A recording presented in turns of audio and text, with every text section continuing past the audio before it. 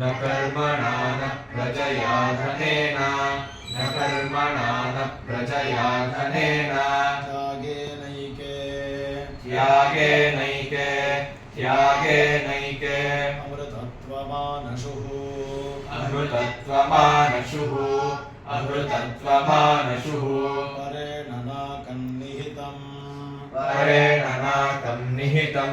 परेण नाकं निहितं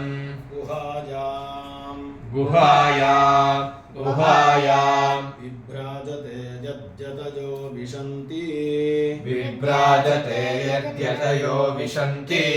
विभ्राजते यद्यतयो विशन्ति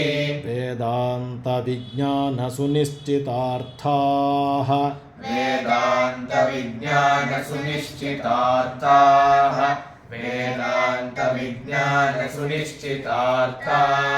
संन्यासयोगात्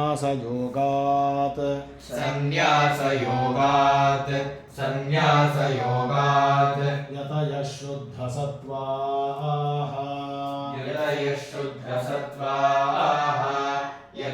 शुद्धसत्त्वाः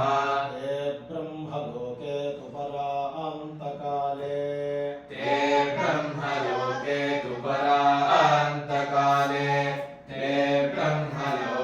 तु परान्तकाले परामृतात् परिमुच्यन्ते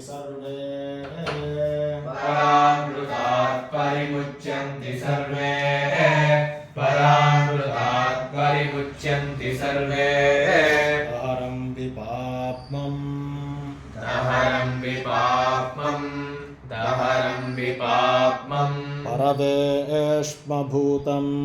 परवेश्मभूतं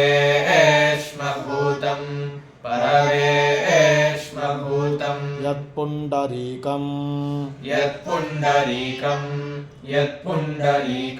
पुरमध्यसर्गस्थं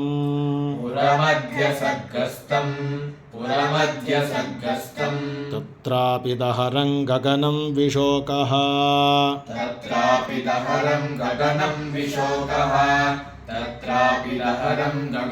विशोकः तस्मिन् यदन्तस्तदुपासितव्यम्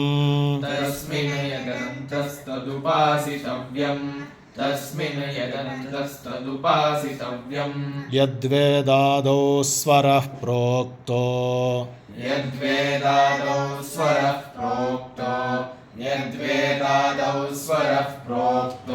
यद्वेदादौ स्वरः प्रोक्तः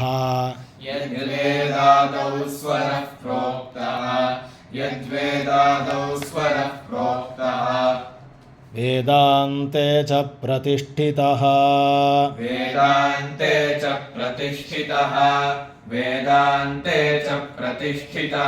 तस्य प्रकृतिलीनस्य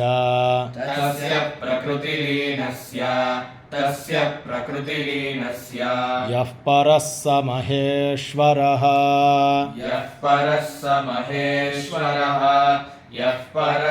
महेश्वरः